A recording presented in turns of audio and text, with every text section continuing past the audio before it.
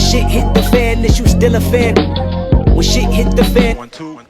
The Grammys, the one time of the year in which every single music artist can collectively jerk themselves off to a gold color statue. And if there's one thing I hate more than raisins, distressed jeans, and anything Iggy Azalea ever put out, it's, well, the Grammys. And with the earth doing another jog around the sun, people have once again ran to Twitter to cry about why their favorite music artist isn't getting a glorified toilet bowl. But thankfully that's why I'm here to finally try and tell you guys why getting emotional over Grammy nominees are pointless and why music awards in general are just outright stupid.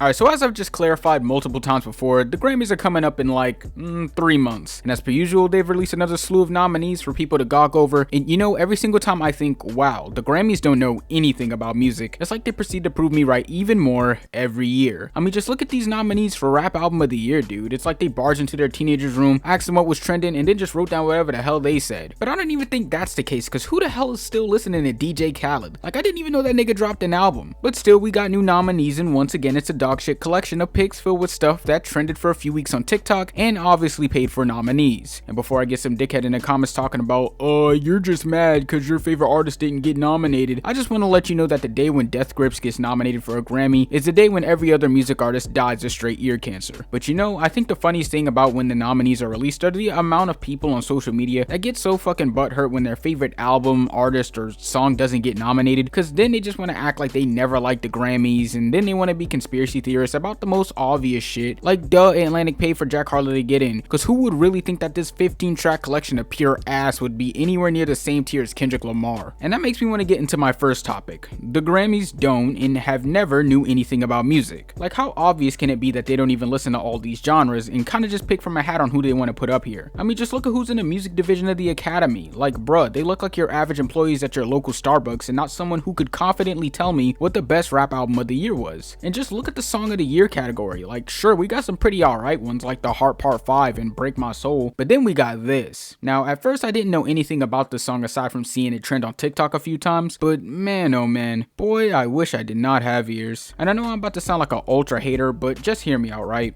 That shit was not it. I mean, sure, you could see some edgy 16-year-old bumping that shit like it's religion, but man, it sounds like the most generic, cookie cutter pop rock song I've heard in a long while. And while the argument could be made that they're mainly just getting the award because of how popular the song is, you can literally take a look at the Rap Album of the Year nominees and see that this is obviously not true. Because if that was the case, why the hell is Pusha T there when he couldn't even get half the sales of Jack Harlow? Or why isn't Lil Durk, Post Malone, or even Gunna there when it had more first week sales than 3 out of the 5 nominees? And then talking about the rap category, do I really need to say anything more about the Grammys' perception of hip-hop and R&B in general? I mean, it's pretty obvious at this point that they'll put any black dude that throws even the fewest bars over the most non-hip-hop beats in the rap category, and any black girl who can sing will automatically be tossed in the R&B category. And before you say, what about Jack Harlow, I do want y'all to know that he's just a CIA experiment meant to infiltrate hip-hop on a wider scale. But just to kind of double down on my point, let's go back to 2020 during the 60-second Grammys when Tyler the Creator won Rap Album of the Year for Igor, beating out 21 Savage's I Am I Was, Meek Mill's Championships, and Corday's The Lost Boy. Now, while he was grateful to receive such a prestigious award, he also criticized him for basically slapping him in that category, calling it a backhanded compliment whenever someone that looks like him wants to do anything genre bending and completely different from the norm. And you know what?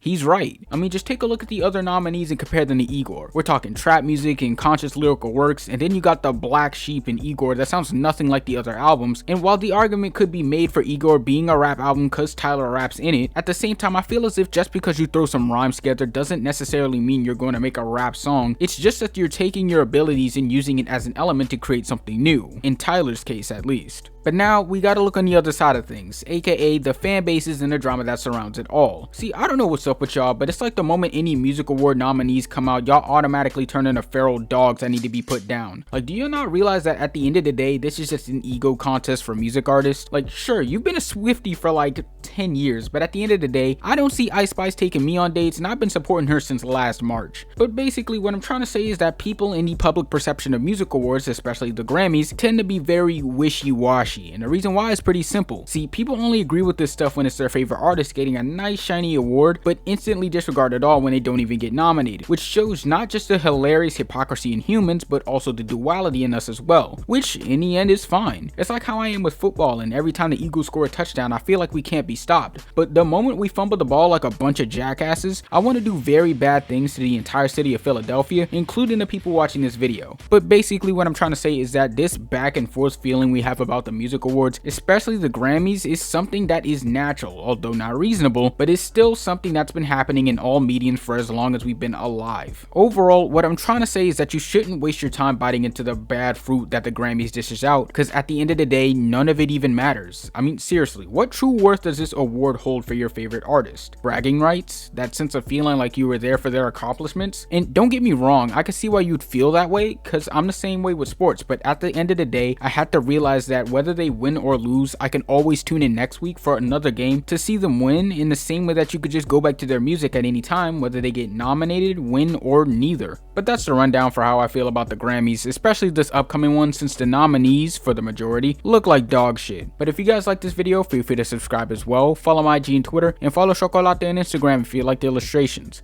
On that note, I'll see you on Friday when I'm either crying or laughing hysterically because Portugal won their first match in the World Cup. Ciao, vagabundos. You two have been naughty little boys. As your mothers, it's our job to punish you. Yes, Mommy. Take off your poopy diapers right this instant. Right away, Mommy.